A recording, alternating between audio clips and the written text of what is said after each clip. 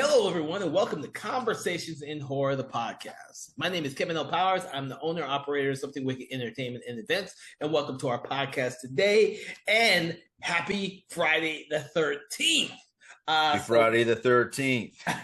And you just heard that from Dave Watkins, our guest for today's episode. And we are celebrating Friday the 13th this year by actually doing some recordings on about Friday the 13th films.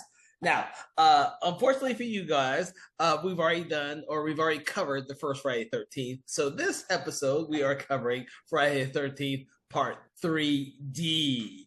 I don't ever like to call it Part 3, even though I've actually never seen this one in 3D. Although I do have a version of it in 3D. I've never bothered to watch it. But I've always called it Friday the 13th Part 3D. I don't. I have a version too, but it doesn't let me watch it in 3D without like a setup. You have to have a special 3D setup to actually see it in 3D. It says. Oh, really? Mine. You just have to wear the anaglyph glasses to watch it. I have several films like that. Like I think my was it Nightmare Before Christmas version of that, and I think my Bloody Valentine remake has the anaglyph glasses with it as well. But I don't like wearing those. So I don't really watch the versions of those I have, and I have several of them with the glasses inside of them. I actually have real anaglyph glasses as well, hiding in a drawer somewhere. I feel like I saw this in 3D one time. I could be mistaken, but I do feel like I did see it once. And my Bloody Valentine 3D was pretty sharp, though. I saw that in the theater. It's pretty awesome, the 3D effects on that one. This one is a lot less lo-fi than what was in that one, and we'll get into a little bit of that as we progress through this episode. But for everyone out there, we're kind of hoping that you may have seen some of these films in the franchise, and maybe you haven't. But we will probably end up jumping around a little bit, kind of like what we've done in previous episodes on Friday the 13th. Kind of assuming that a lot of people have already seen these, but we'll still go through a little bit of the plot and everything for the. Well, I'll say this though, even for anybody who has seen this, including myself, I've seen this film several times. It still mix it up with a lot of the other ones, so it's worth talking about what happens because they all kind of blend together after a while, which is unfortunate. but a quick spoiler: a lot of younger teenage people get killed by a serial killer named Jason. Is kind of what happens for the most part, but. Well, for this one, it does it opens with a direct rehash of what happens in the previous film. Right. And just like the part 2 did the same thing for part 1, it rehashed a lot of stuff. But in the first part 2, they kind of did it under the disguise of, say, their campfire tale, whereas this one doesn't bother with that. It just kind of redoes. Well, part 2 actually does it over the dream sequence. Like the main character from the first film is laying in bed, and she's having a dream. Oh, yeah, that's right. Yeah, the dream sequence for the that's right. But that film, it's funny because that film's an hour and 26 minutes long, and that sequence lasts about 6 minutes, and they basically needed that to pad the time. And this one is this one's different because this film is an hour and 35 minutes. They didn't need it, but they put it in there for whatever reason. I guess to connect the films in a way. I think to connect the films because this one doesn't take any place near Camp Crystal Lake like we discussed about part 2. This is actually yet another area outside of Camp Crystal Lake, just someplace near it. It does take place directly after the first film, the second film. So the location is a pretty sweet location. It's like a kind of a bigger cabin type of house with a barn on the location, and these people are these younger, I guess, teenagers. Maybe I guess some of them look a little older. Maybe they all look pretty much older than teenagers. Yeah, at this point. These are 1980 teenagers where they're actually 25 probably, but they're probably supposed to be 18. But they're coming out to hang out and party at this guy's house. I believe isn't that what they're doing? Well, they're hanging out. It appears like it's an old place that what's his name? What's the guy's name? I can't. Yeah, Rick, yeah. Rick has either I don't know if he owns it or he takes care of it. No, he takes care of it because Chris, who is the main character in this one, says that her father had the barn and they bought all this. They always buy all this hay for horses that he never ever bought. Right. So it almost sounds like a vacation home. Yeah. That she just hasn't been to in a very long time, and one of the reasons is that she has this incident from back in the day that later comes up as a flashback where she was chased around the woods from Jason without a sack mask character. Right. And this one, so Jason from part 2 has the sack mask on his head, and it's removed from his head at the end of part 2. And here in this film, he's off screen for about most of the first hour of it, other than you don't see his face, but he doesn't have anything on his face at all for about the first hour or so, but you don't see it very good. Yeah, and he's pretty much in the shadows, and we see a lot of POV shots of him watching what's going on around him, which is interesting. We see a lot of that in this film here, but having it in a different location allows for a different set of characters. But they do see some of the aftermath of some of the stuff that happens, because the very beginning, the first 2 people get killed are, I guess, random. Do they own a store or something? It looks like a little like convenience store that they own, that they are just systematically just killed for no apparent reason by Jason. And then of course, well, yeah. Go ahead. I think a lot of what happens in this film, it has to do with like the 3D stuff, because they're constantly having to like play towards the camera with whatever they're doing with it to make things stick out at the camera at you, which it probably is pretty cool to see that in 3D. But when you're watching it not in 3D, it's kind of a little like, what are they doing? You know, The camera movement there's some pretty impressive camera moves in this film. And that's mostly what they gave a shit about when they're making the movie. I will agree with you on that one. Even though this is one of the ones I least enjoy the most, there are a lot of creative camera moves. And this one is also directed by Steve Miner, who did the last one. And so, but this one seems like the kill scenes are just as a little bit better executed than the second film. But like we were discussing, the censors may have taken the chopping block to a lot of great scenes in the second one. We just don't know. Well, they definitely did for some of them anyway, because I did hear about that on some behind the scenes stuff. But this one, I think they got away with more stuff in this one because of the 3D. You know, because of like a lot of times, like some things will be 3D that are part of a kill scene, like something coming out of the screen at you, whether it be an axe or a arrow, a broom handle, or the arrow, that's a really cool part there. Yeah. And so because we decided that sometimes these movies get a little bit confusing because they follow a lot of similar plot. Chris has come to this home for the weekend or however long she's supposed to be there with some of her friends. One of which is, I'm trying to think of the guy who's shit. I can't think of it. So there's like the Shelley guy who's the Shelley. Yeah. Well, but really, when you tie him into it, he's really like the tag along, because there's the other girl that what's her name, Vera, who's there. It's they're trying to hook him up with her, like she's like got a blind date. He's the blind date for her, and she's like, and he's not a very, very attractive looking dude. He's got some, I mean, I hate this, I mean, it's on purpose, it's designed that way. He's kind of a little chubby, and he's got curly hair, and not the curly, but he just doesn't look very appealing. And on top of that, he's got a really immature personality.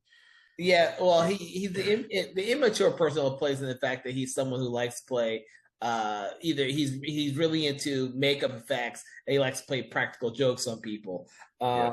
And so his friends or other people, his acquaintances, don't understand that aspect of him, but he uses it as a safety mechanism when he's nervous or something like that, which is explained later between him and Vera throughout the film because they're so closely associated in scenes with Yeah. the What's interesting about you compare this to part two, like the setup of some of the characters, like you've got a very similar main characters. You got the girl and the guy who are kind of in charge of this new cabin. In the previous one, you got the girl and the guy who are in charge of the counselor camp. So you got very similar setup as far as way the characters are even staged. You got the Shelley character and the Vera character very similar to the guy in the wheelchair, and then the other girl from the other one, where those two characters have a lot of screen time earlier on in this film, and they seem like they could even be the protagonist of the film until they're not anymore. Mm-hmm. Yeah. And then of course you have your drug characters, Chuck, and I think her name, which I'm not 100% sure, but I think her name is she's the chili character. You're right. Okay. But now, what's hilarious about that shit is this film's a lot more goofy than the second one. There's some really goofy stuff in this film. And there's like a part and they're driving in the car, and they got like that Chuck character looks like friggin' Chong from Cheech and Chong, and it is like a goofy character, and he's got they both have like the biggest bongs you've ever seen in the back of this van, driving down the road, lighting it up, smoking the van out, and then the cops are coming, and then the cops are driving past them to go to the murder scene from the previous film. But two things about that, we need to revisit that previous film connection. But that is goofy as hell. Yeah, they all try to stuff themselves with weed and try to eat the weed so they don't get caught with it all, and that sets the tone for a lot of the stuff in here. Like especially with the one character who likes to do walk on his hands, doing hands stuff like goofy stuff like that throughout the whole film, and Shelley who does goofy stuff as well throughout the whole film. You're right; it is a goofier movie. I think they're having a lot more fun with it. Yeah. I think a lot of I mean it definitely seems like they're having fun, and that the Shelley character, I do like that actor's performance. Larry Zerner's the actor, and I do like the way he does the character. And apparently, this is one of his few films that he's done. But I thought he's pretty likable. He basically they kind of put him with the girl who's I guess that would be considered out of his league. That I would think if the movie had progressed past what happens in it, I think maybe they would have connected. It does seem like they were leaning in that direction where it would have been it could have easily have been like a love story between those two characters that she's out of his league, but he's still kind of likable once they start to uncover each other's stuff. But we spend a lot of time with those characters. They're the characters who venture off to the grocery store together, and then of course she ends up sitting on the boat dock with his wallet, going through his wallet, and she before she gets dispatched, his wallet falls into the water, and she wants to retrieve it because she could have just given his wallet back to him after the incident at the grocery store, but she doesn't. She holds on to it. Those things like that, you're right. It could have led to something else had unfortunately Jason showed up. She opens his wallet, and then there's like a picture in the wallet of him, I think with his mom or something. Or it was kind of like it was interesting. It was interesting the way that they that was like a red herring thing, and they seem to be intentionally doing that. They kind of did it with the second one too, which I'm saying the first one because it's the two that Steve Miner directed. But but this. Yeah, but there's like this moment where she's like, it's like, what's up with the picture in his wallet? And then who cares? They're both dead. Well, she's the first one that gets killed, and we see Jason in full hockey mask for the very first time. And of course, she has one of the best scenes in there because it's the 3D effect with the arrow coming straight at the camera and into her eye. Actually, I think Jason is very good at doing sequences with arrows because Kevin Bacon gets killed in the first one. Yeah. Arrows are really good with him. Right. But Um, this, when they go in their excursion into town, the two, Shelley and Vero, it's another goofy ass scene. They go yeah, to the gas station and there's like these biker characters there that are like way over the top, and it's like it's almost hilariously over the top. And they he drops the wallet, he throws the wallet to her. That's another 3D effect. They're constantly doing gags just to make stuff 3D, which is like, yes, yeah. But then she misses the wallet, it lands on the ground, and then one of the idiot biker women walks over there and steps on the wallet and then won't let her have it, and makes her like bend the knee to her to get the wallet back from her. yeah, and that would be Fox. Fox is the female, Yeah. and of course, Ollie and Loco are the other two. I had never bothered to catch their names until rewatching it. They were just the Yeah. biker three. Yeah, yeah.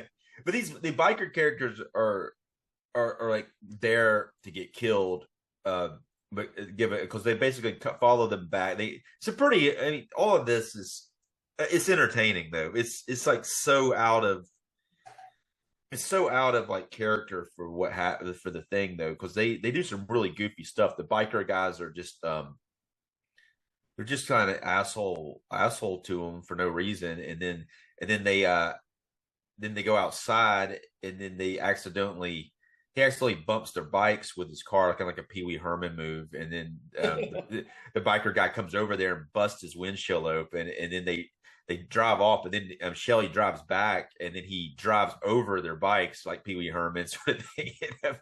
And then they go and they find them, and then they show up, and they're going to get revenge on them, and that's when Jason gets them. Yeah, but it's funny because they first siphon the gas out of their van.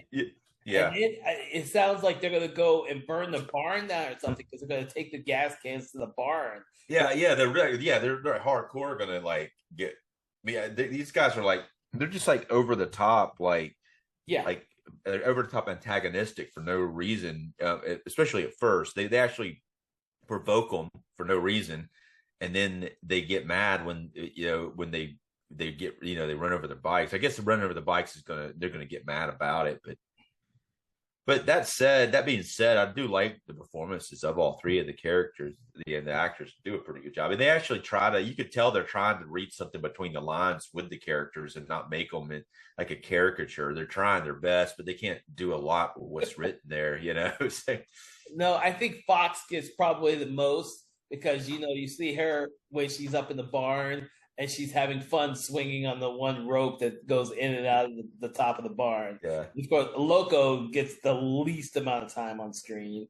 yeah, And then, of course, what's it, Ollie? I think it's Ollie. Ollie, yeah. for some odd reason, you think he gets killed, but then he comes back at the very end.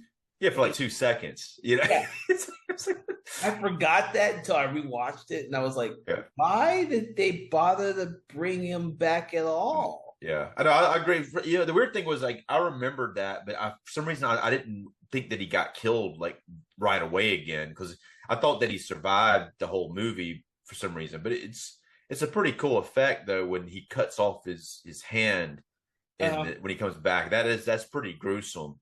But at the same time, it is that thought of, oh, cool, he's still alive. Nope, he's dead.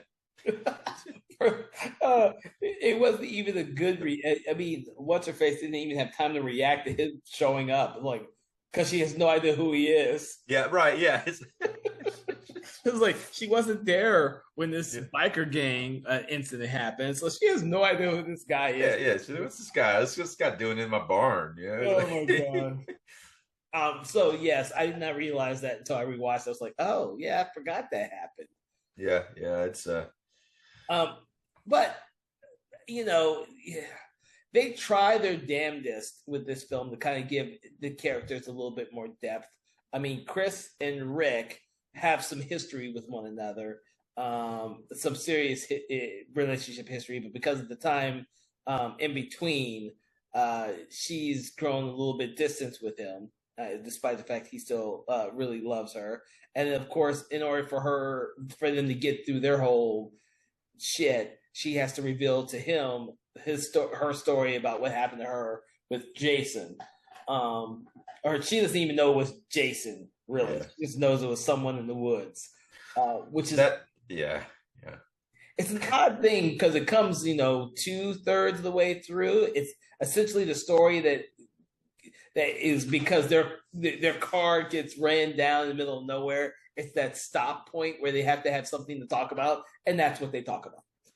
It's such a contrived scene, and her. I mean, she's doing her best with it, but it's like she's trying to get all emotional and whiny acting when she's telling the story, and it's like it's all out of focus too. The focus is really soft for some reason in that scene on her close up, but it's like it's like so contrived.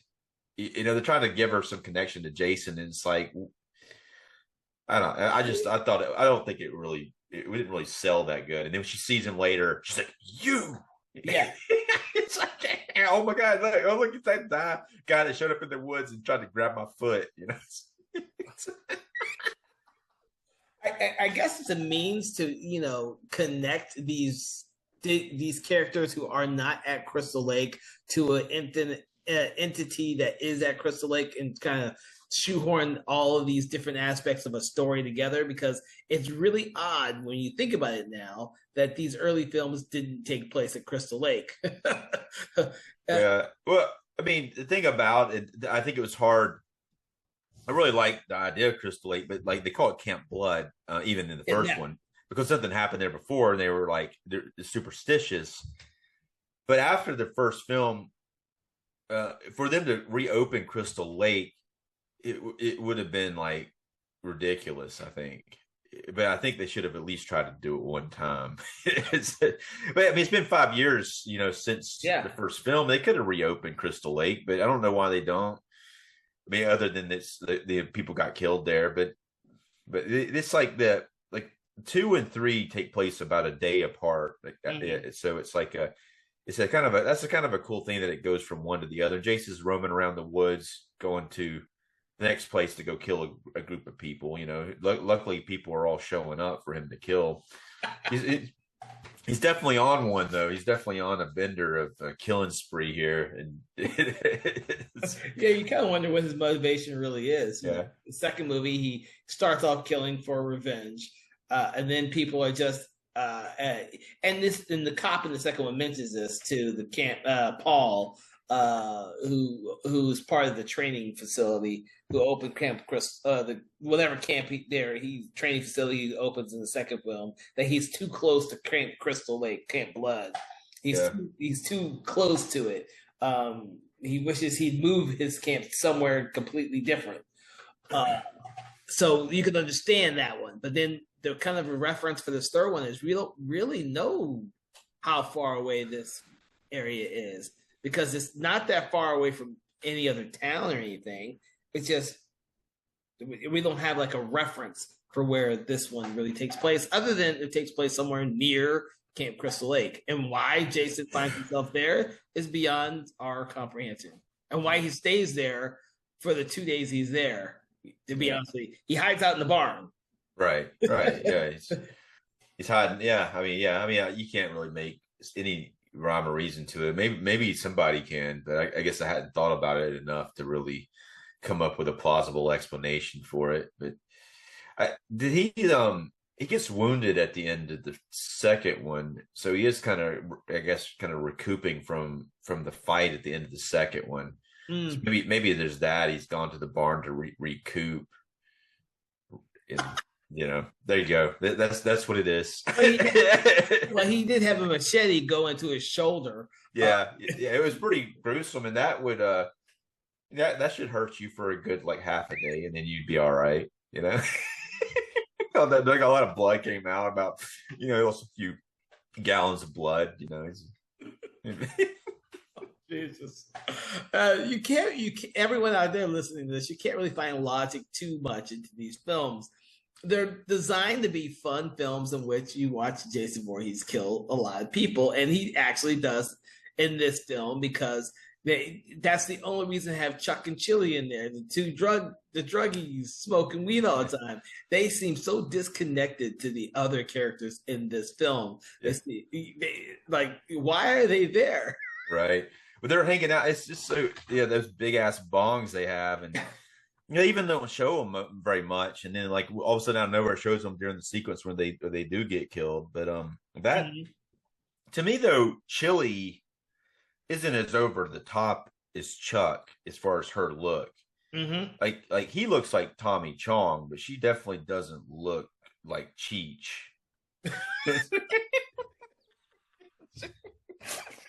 No, you're right. You're right. She doesn't even. I mean, she almost doesn't even like. She doesn't like. She looks like better than she should. She doesn't look as much of a like a druggy stoner as she should, especially compared to him. Well, I guess this one, with the exception of these two, the other characters could all be more or less the same type of character. To be honest with you, there's nothing. I wish I could remember the other couple. That's not the two that were friends. I can't. Right? Remember. Yeah, we got the guy that stands up on his. Talking about the guy that stands on his like. Yeah. What the heck? Walks around. Yeah. There's a. Rick and Debbie, right? No, not Rick. Rick is no. It's Andy, and Debbie. Yeah, Andy. Yeah, Jesus, that's so. Wow. What's crazy is that character Debbie is pregnant, so that's pretty risque for the film for having the character who's pregnant get killed. But they don't make a big deal about it.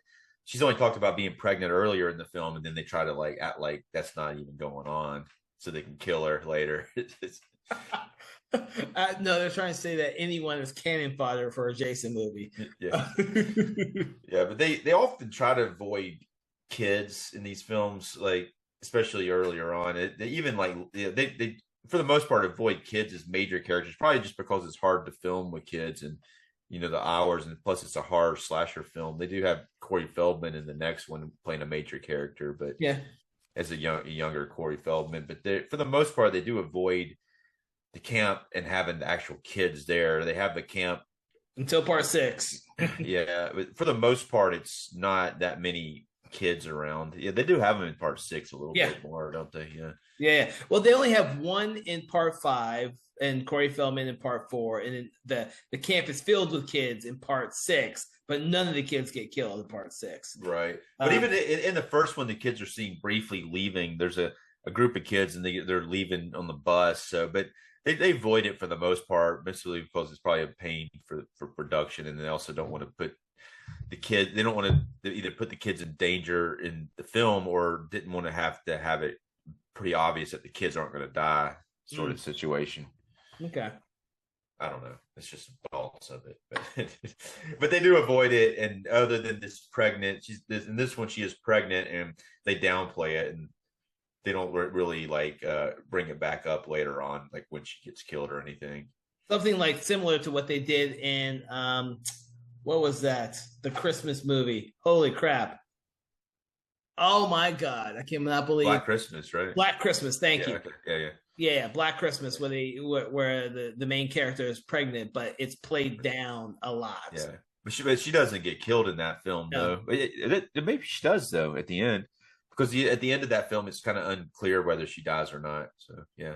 Yeah, because Billy's still in the house. yeah. So she probably does die, but you don't see it happen on screen, so they're able to get away with that.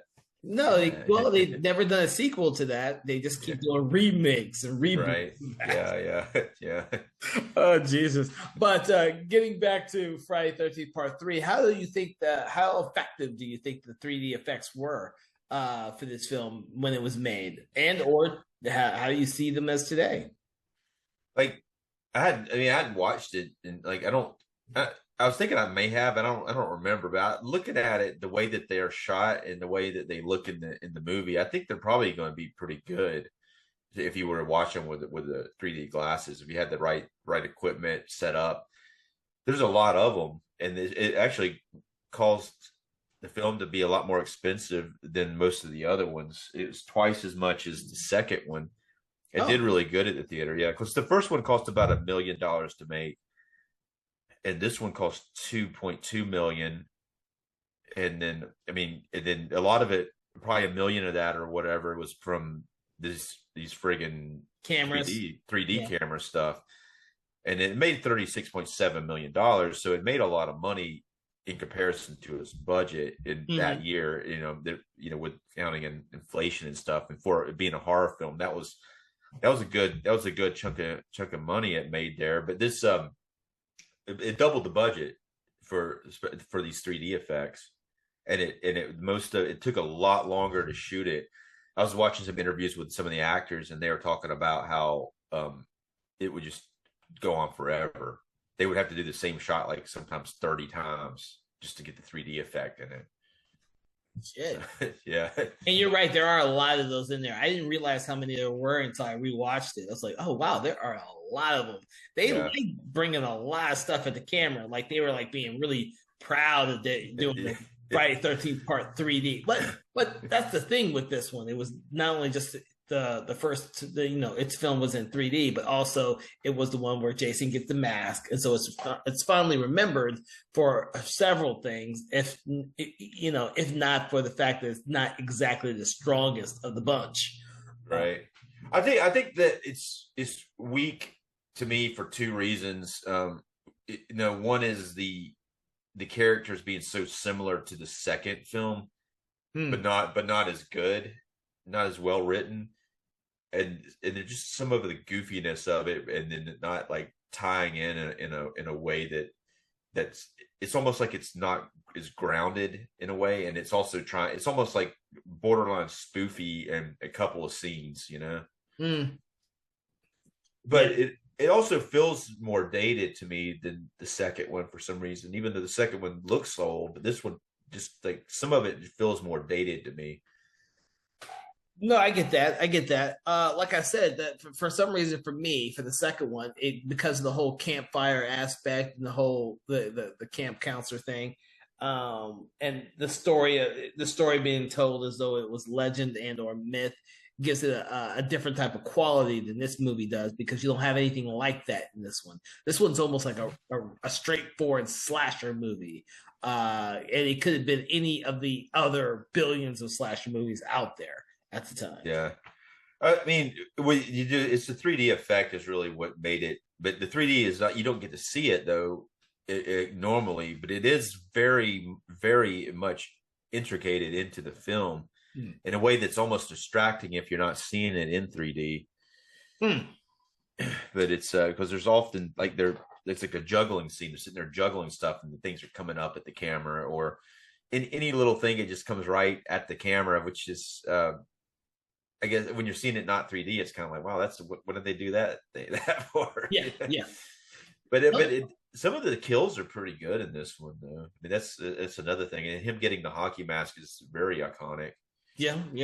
I had wished that we had seen Shelley's actual death, like when he encounters Jason in the film, since that's where Jason got his mask, is from Shelley. But I kind of forgive it just a little bit because we get such a great death with Vera. And then, of course, with Anthony, whatever his name was, when he's walking upside down, doing the handstand thing. Yeah. You get the way the camera and the cinematography is done for that sequence alone is actually really impressive. Right. That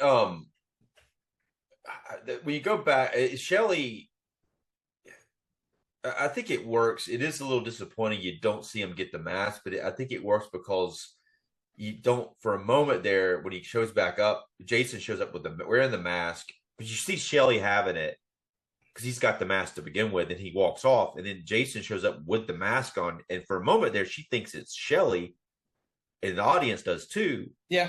And then it's she's like, wait a minute, who are you? And then he takes out the arrow and shoots her in the eye, and it's pretty awesome. Yeah. But then it also helps too, because Shelley, who's a prankster, he's not dead yet. He comes back and he tries to talk to Chili, she shows up and he's all bloody in the neck. He's trying to talk to her. She doesn't believe that he's actually hurt. He thinks it's another one of his pranks. Yeah. And then he falls down and dies in the doorway, and she's got to stops her, prevents her from getting out of the place, but causes her death. but it's it works in that way because you don't see him take the mask, but you do see Shelley die. Yeah. Well, you see him actually like give his last breath. So to speak. You don't see him get attacked. No, you don't see, that's the word I was looking at. You don't see him get attacked, but you see him die. So I guess it's, I don't know. I mean, I think it's for they had one way of doing it. They had two ways of doing it. They could have had him kill him and take the mask and show it, or do it the way that they did it and then have. I think this may be a character thing too, because they really wanted to have Shelley do the thing where like the boy that cried wolf like shows up and he did the practical effect, but then they don't believe him and he is dying and they don't believe it. Oh no, no, I agree with you on there. I agree with you that whole aspect is kind of the setup for Shelley's character. I think I would have liked to have seen him get attacked, or I would have liked to have seen his death scene play out a little bit longer, because it almost seems like it's too fast, and then the character realizes that he's really dead, and then she goes looking for other people. And I think if just a tad short, you could have held on to that beat of her figuring it out for just a little bit longer. You talking about the girl that gets shot in the eye with the arrow? No, when Shelley's dying. And Chili, the Chili character. Yeah, thank you. Yeah. I keep saying the character. Thank you, Chili. Yeah. When Chili comes across Shelley and Shelley's slowly dying, well, I would have liked to have been a slower death. Right. You kind of give it that little oomph, and then he passes out. But it's kind of fast, and then she realizes that Shelley's not playing a prank, and then she goes looking for everyone else. Yeah. Well, I think her Chuck's in the basement. He gets killed by the breaker box. He throws him into the breaker box. It was done a lot better, I think, in Halloween 6. Something very similar was done significantly more gruesomely. It doesn't show it that good here, but it is what it is. But it kind of works though. Well, it works because by this time they're trying to show Jason killed people in multiple different ways and not all the same way. Right. If anything, that was Michael Myers' hallmark. He usually killed people with a giant fucking knife, and then when he started using weird weapons and shit in part 5, it went all off the rails by that time. Yeah. With Jason, it got creative when he was killing people different ways each movie. Yeah. He likes to change weapons in general. He likes to kind of come up because he takes that arrow thing, he shoots her in the eye with it. He could have easily used that several more times, but he just takes it and throws it off into the woods. He's like, "No, I'm going to go find something different to go kill somebody with." I think that's one of the endearing qualities of the Jason character. Is like you never know what he's going to use to kill somebody with from one film to the next. Even by the time they get to 7, when he's using ridiculous fucking weapons to kill people. It's one of the joys of watching the later Friday the 13th films, is watching just how Jason decides to kill someone. Right. Yeah. Like the weed eater in part 7. It feels like Terry Kaiser's character. Oh Jesus, that's hilarious. And I love Terry Kaiser, but he's deserving of his death in that movie.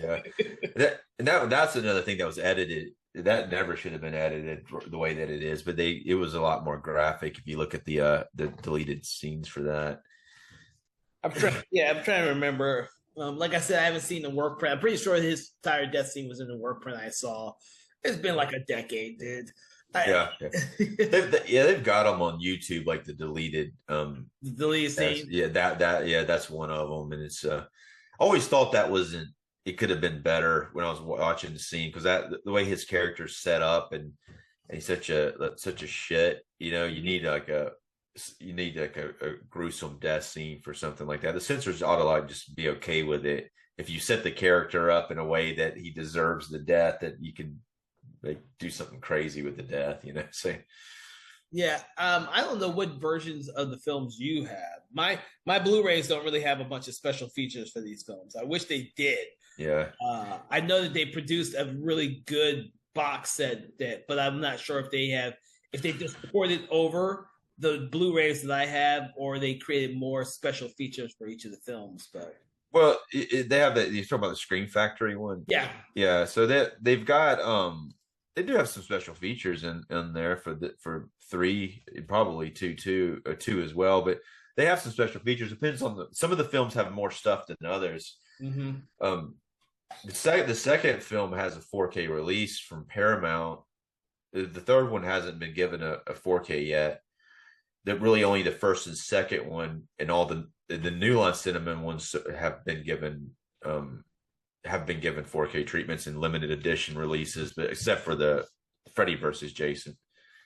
There's a lot of them though that haven't been given a restoration yet. But that Scream Factory set is still pretty impressive. It's a very impressive set, and I thought this looked pretty good for the most part in Blu-ray. Oh yeah, yeah. I mean, I thought it looked pretty good. This the worst thing about it when you're watching the Blu-ray is the opening part where they have the scene from the second one at the beginning, and it doesn't look very good. It was, but it looks good in the second one, but like some reason it seems like when they put they have to get the scenes from the other movies, and when they put them in as continuity, it seems like the quality of it's not as good for some reason. Oh, interesting. But it looks like but in the 4K version, same thing happened with the second one. But in the 4K version of the second one, the continuity scenes look really good. It's like they remastered them and put them in there.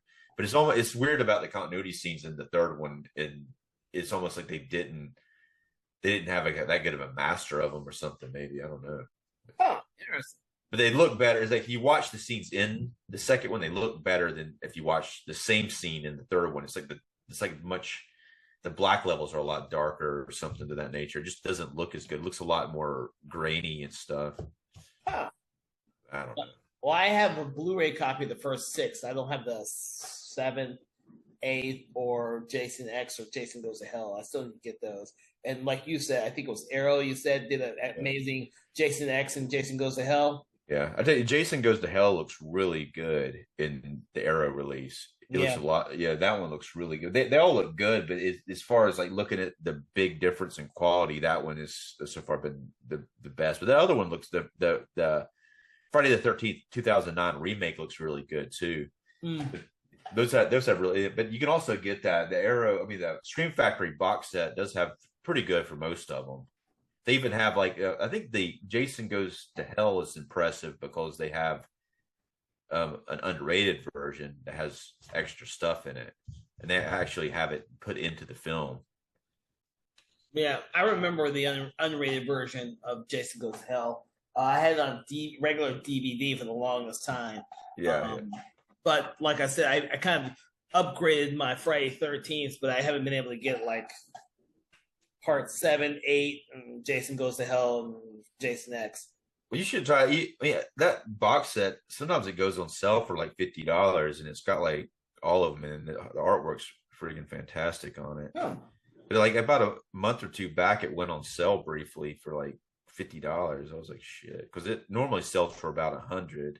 Yeah, that's why. And I already had most of them on Blu-ray, and I said, dude, I'm not gonna rebuy them all. Let me just try and get the ones I'm missing. And now they're all coming out on 4K, which it's hard to. Now the Blu-ray version of, I don't have the 4K of this one, but the Blu-ray version of Part 2 looks pretty good. Okay. Even this one, I thought it looked pretty good. They're watching on Blu-ray. I was like, when I was watching it, I was like, okay, it looks pretty solid. Yeah. Well, and that's the thing is, I hope they give the earlier films as good a release on 4K as the Arrow did with the Jason X and Jason Goes to Hell. I've just seen the box advertised and read some of the specs for them. They both seem amazing. You have them.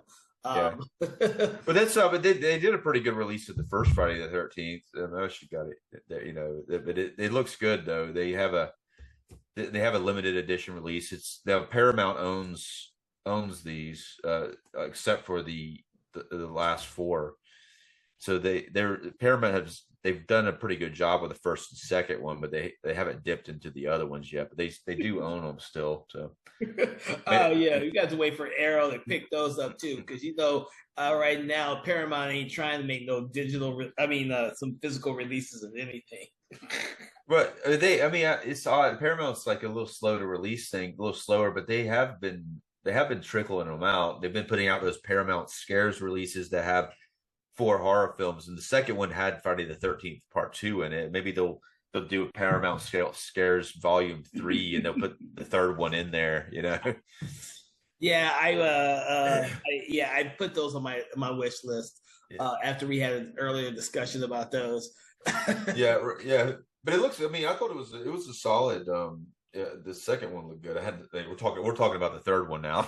I keep getting them mixed up. They're similar in. Well, that's why we went through the plot of all of these and kind of dissected them. Although we didn't get to the end of Part 3, we just kind of skated through to the end, but never talked about the end.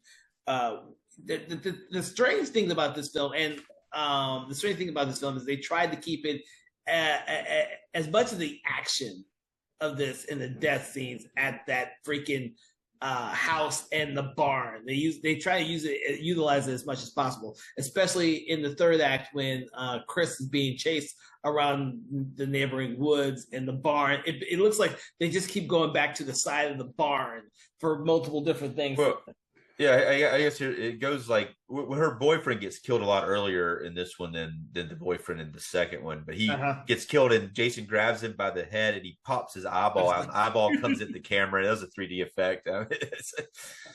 Then she gets in the truck and gets away briefly. Yeah, but she gets away and then she fucks up. She gets stuck on a bridge. Well, the gas has all been siphoned out by the that's true. Yeah. But then, for some odd reason, the bridge just decides that it can't take the weight of the van. Yeah, the bridge is done for. I guess. But then she gets stuck on the bridge, and then Jason catches back up with her, and then she has to get out of the.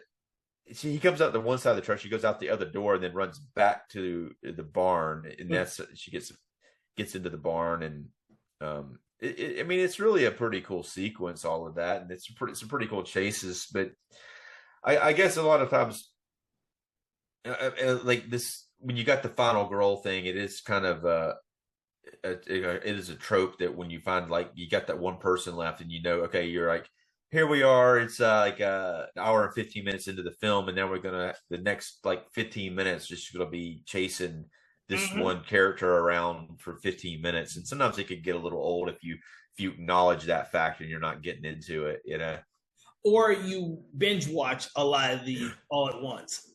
Yeah. That's what happens when you binge watch them. They all seem to kind of blur in your brain. Except for like those 1 or 2 entries that you think are great. This is the reason why this film has always been on the bottom of my list, is because it's the one that seems so much like other ones in the franchise. And the fact that for me, it didn't take place at Crystal Lake, it kind of like says, whatever. But there is a lake there and on the property. And then he has the hockey mask on and it looks pretty cool. The actor playing him does a good job of portraying Jason. And she like fights him at the end and hits him in the head with an axe and it cuts through him and you think he's dead. But then there's like a dream sequence again. It has a kind of weird Nightmare on Elm Street ending again. Yeah. But this one ties back into the first film where the young Jason comes out of the water in the first film and gets her and drags her. But this time she gets on the boat and then Jason himself comes out with no mask on, looking all goofy. And she sees Jason in the house with no mask on. And then he busts through the house and busts through the front door. and then turns back around, he's disappeared, and everything's back to normal. Right. It's kind of trippy, really, but he does kind of another thing he looks like is the Toxic Avenger. He does. Yeah, but that happened later. So did Goonies, but this so yeah, she sees him and he disappears and it's all trippy and she's in this boat and then out of nowhere Jason's mom comes out of the water and grabs her. That's a cool continuity thing that kind of ties back in to the first film and even the second film where you have Jason's mom in there. Yeah. And well, the thing is that it leads direct, the way they did it, the shots are so similar to the very first film. It's just Pamela Voorhees' dead body instead of Jason Voorhees' dead body. And then, of course, you see, I think we end with paramedic and her again. Don't we? I could be. Yeah. There's another scene at the end. I'm like confusing them myself, but yeah, there's another scene like that's the dream sequence, and she wakes up and yes, yeah, and then there's apparently they take her away, and then Jason's just laying there in the barn, the axe in his head, and he doesn't move yet, but it kind of leaves it open to the possibility of him not being dead. Yeah. But it's kind of stupid they just leave him there. But in the next film. In the fourth one, they bring him into the morgue, and they're doing it like about to do an autopsy on him, and that's when he wakes back up. But which is actually a pretty cool sequence in the fourth one. Yeah, and that reminds me of how you probably haven't seen this, maybe you have seen this.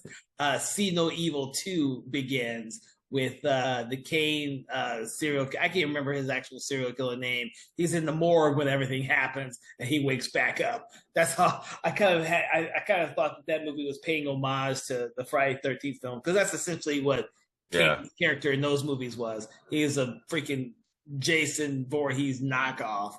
Yeah, right. I hadn't seen that. But oh yeah. I watched that one because the Soyska sisters. I hope I'm pronouncing their name right. Directed the second one with Danielle Harris in a much better kind of cast. But Kane, I mean, if you saw the first one, you could tell those films were influenced by Jason Voorhees and Friday the 13th by far. The way he kills people, the way that it's executed, it's just much bloodier and gorier. But what's weird about this, though, I'm looking at See No Evil is a 1971 film. That's a different one. That's a different See No Evil. The one with Danielle Harris is 2014. Yeah. Oh, God. I see. It's 2006. Yeah. So it's way later. I've actually seen these covers before for this, and it's starring Kane. It was Kane. His name is just Kane. Is that his just name? Okay, I was about to say it's kind of like Sinbad or something. His name's gonna be Kane. Or The Rock, but I don't think it's caught on as much as the other ones. Kane has not done nearly as many movies as, say, John Cena. WWE's version, we're trying to make films based on some of their wrestlers, Kane did the horror film, just like, and then of course John Cena did The Marine, and they did a couple of other movies as well. See No Evil must have made some type of money back. Yeah. But they also did another movie called Chain Letter, which I'm pretty sure you didn't see either. Well, yeah, See No Evil, the budget was $8 million. The box office was $18.8 million. So it did pretty good, and for the budget. And then they made a sequel. Yeah. A Chain Letter did worse. I saw it, and I don't think anyone else did. The box office is like just one person. That was it.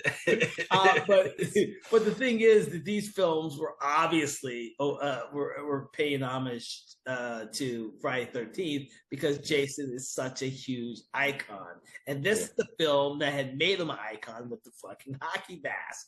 Like, right. I'm gonna talk to the person who decided, you know what, we're gonna put Jason in a hockey mask, and then it blew up to be this amazing thing. Like, you can't stop it now. there hasn't been a Friday 13th film in I don't forget how many years, but you know what's I can go right to Walmart right there because I did, and Yeah. they're selling the latest version of Friday 13th hockey mask. And it's I don't know why. Yeah, who would have thought it would have worked? It's just like, and it was like the second one had him in a bag, and they removed the bag from his head at the end of it. And he never puts it back on. And this one, he gets back off again, unless if he does it, it's briefly though. Yeah. There is a there apparently they had a hard time with the ending of this one. They had to reshoot it several times. Rick Baker did the makeup on Jason for an end sequence that they ended up cutting out and then reshooting it with the one where he's when he comes out into the yard and standing there. So intricate, different type of makeup on him that they ended up not even using the scene. Oh, interesting. By test audiences or whatever, Interesting. Yeah. Did not know that. Yeah, I mean, I was watching some behind the scenes like interviews yesterday. They were talking about how they shot. So they had to reshoot the ending 3 times. Apparently, they had a hard time figuring it out. And even us, like we just watched it yesterday. We just watched it yesterday or whatever, and all of a sudden it's like, wait a minute, what happened at the ending? It's like, I had to like think about it. It's like, wait, yeah, because it's like so similar to the second one too. But this, I do like that kind of dream sequence on the lake though. That was, I like the callback to the first film, and that was her in the boat getting stuck in the little canoe boat in the river trying to get away from him, and then he's not there. That's pretty cool. No, I won't dismiss that. I like that end sequence as well because of the callback to the first one. But I guarantee you, when I was a kid watching these movies, I didn't really care because I just wanted to see people die. Yeah. But it's also very confusing. The ending to this one and the second one, it's just confusing. It's like, what happened? I don't understand it. What happened? I can't comprehend it because you guys, the filmmakers, don't even know what happened. It's one of those things where it's kind of like when I was growing up and I see the ending to The Evil Dead 2, and I'm like, what the fuck happens? And I have to wait years for Army of Darkness to come back. And I'm like, I needed to know what happened at the end of fucking part 2. With the way these films end, you're like, what the fuck happened? It's going to be Pamela Voorhees is back. She's going to be killing people as a zombie. What? I need to know. I need to know these things. But of course, they just write that shit off in this next sequel. And man, thankfully, I didn't have to wait too long in between these movies. It's only like a year apart for the most part. And then it's funny, the fourth one they try to act like, okay, it's going to be the final one. It's the final chapter. I'm trying to remember. I don't know when you saw these films. I remember. I probably don't remember these films until at least whenever the 5th one came out. Yeah, I remember like anticipating part 6. By the time part 6 came out, I was like, "Oh man, I gotta see this movie." So I must have been aware of the Friday 13th movies, but I don't recall having watched them when they were. I definitely didn't see them when they came out.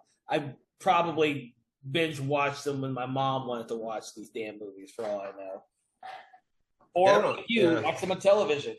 Yeah, I've watched most of them on TV. I think the only first one I saw in the theater was Jason Goes to Hell, and then I saw the remake. The remake in the theater, and then Freddy versus Jason. Those are probably the only 3 I've seen in the theater. But before that, it was all on television or rental. I think there's a VHS tape at someone's house, I think my uncle's house, and there's a VHS tape of Friday the 13th, the first one, and then I watched it. There. That's probably the first time I saw it. Yeah, that was way back before I could remember, to be honest, because it's the early 80s. I didn't start remembering what I saw at the theater until like 86. Yeah. between 85 to 89, I saw a shit ton of horror movies at the theater. But before then, and these were before then, I probably watched them all on VHS or on television. Um, I thankfully grew up with a family who loved HBO, so I saw a lot of shit early Yeah. too. Right. Yeah. Yeah. I didn't have to wait until it came to cable. Yeah. I Like, do. Yeah. I think I remember the VHS covers because it was like Friday the 13th, the final chapter. The cover to that was very iconic looking, and it was like the final chapter, and it was like yeah, this is the last one.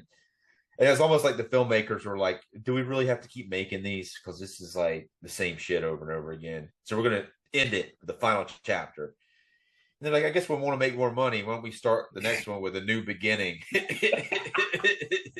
yeah, the ones where I guarantee you, when I was a kid, I probably got confused on which was which because one was called the final chapter and the other was called the new beginning, and I probably watched them out of order too.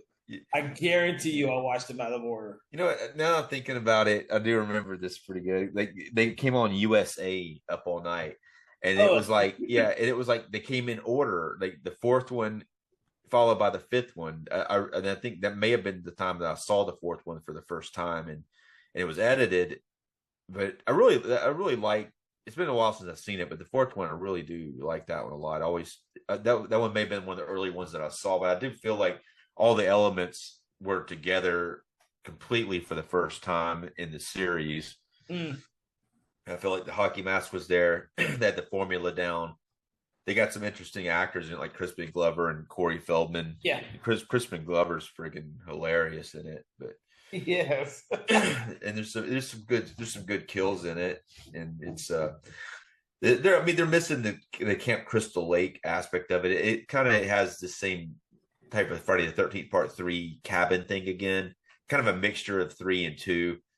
They basically take the aspects of 2 and 3, and then they yeah, because this is their camp, and then Corey Feldman's character and family is in like a house that's near the camp or something. yeah. I don't think it's not a camp though. It's another cabin situation, kind of like they did in Part 3. But it does have I mean, I think the characters. It's been a while since I've seen it, but I've always thought that the elements came together, kind of aligned right for like to make Jason the icon that he is in that one. I think the third one gets him there. He gets that mask on his face, but it was seeing him return with the mask and for a full film. I think that was one that kind of made him the icon. Mm, okay. And a question for you: do you think that Jason would have been as big an icon as he is now had they chose to stick with the sack over his head instead of the hockey mask? Or do you think that that is the only one of the only reasons why Jason became an icon? Well, it wasn't just the sack; it was the way the characters portrayed in the other one. It's a lot different. I don't think if they had to switch to the hockey mask, I don't think it would have been an icon like that. I think the sack is too much like other stuff. It's too much Mm-hmm. like that other film that we were talking about earlier. What was it? The town Sound that red. dreaded sundown. Yeah, it's like it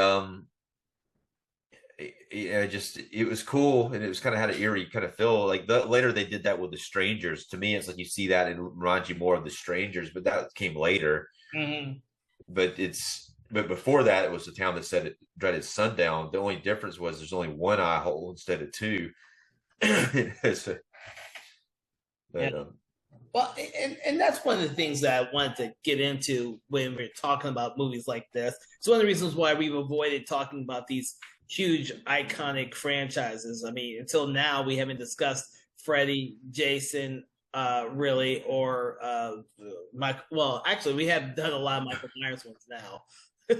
We've yeah, skipped around in that franchise. I think we did the first three and then part six. And yeah, then with Friday 13th, only ever did the first one. And Nightmare on Elm Street, we'll have that episode coming up soon. But we kind of have steered away from those. I mean, we haven't even done Chucky. We haven't done Hellraiser. We haven't done a lot of the hardcore icons. Um, mostly because they mean something different to every huge fan out there. But with Friday 13th, that hockey mask is such an iconic image. I mean, people, you can't see this from my perspective, but Dave is wearing a Friday the 13th shirt right now, which depicts the hockey mask front and center. I can't say much. I've done fan films on Friday the 13th, and I have a couple of hockey masks down in my collection myself. So, despite the fact I'm not a huge fan of Friday 13th and Jason Voorhees, I still understand how huge influence on the horror genre he has been and these films have become. It's kind of like we were talking about the creature from the Black Lagoon, and like if you see the creature, like a statue of it or like a toy of it, you see that and you immediately know what it is. It's the same thing when you see this hockey mask. It doesn't even have to have the Jason marks on it. It could just be any hockey mask, and you're like, you immediately think, okay, that looks like a Friday the 13th right there. Yeah. And that's what makes this one of the important slasher franchises out there. Where despite the fact that we all know that part 2 and part 3 probably don't take place anywhere near Friday 13th dates or anything like that, especially considering like a day apart. Yeah. The fourth one's like that too. It's like a day later because he's in the morgue and he wakes back up, and goes back and kills more people. All right. So, Dave, any final words about Friday the 13th Part 3? I don't have any other bits, I don't think. Yeah, I think we covered most of it. Yes, yeah, we did. What we do, everyone, is we kind of stop and take a look at other films that we review, and we kind of rate them from 1 to 5. 1 being horrible. I was going to say great, but no. 1 being horrible. And 5 switch it up all of a sudden. Confuse people there. 1 being horrible and 5 stars being excellent. Where on the spectrum, Dave, do you put Friday 13th Part 3D? This one to me is one of the worst ones in the bunch, but I'm still going to rate it higher than I should because they're. Yeah. So I'm going to put it at a 3. Yeah.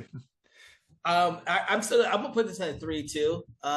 Mostly because it still has some great kill scenes in this film, and the fact he does get the hockey mask, and I have forgotten how much I really enjoyed the ending with the zombified dead corpse of Pamela Voorhees coming out of the water to get the Chris character. It is a shame that the characters in this film are not nearly as memorable as the ones in the second film, because that does. Yeah. It's not even necessarily they're not memorable. It's like the dynamics are very similar to the second film. It's like they could have mixed it up a little bit and made it more interesting. Yeah. I think that's probably a better way of saying it. And that's probably why this one always just blurs in my brain compared to some of the other ones out there. Right.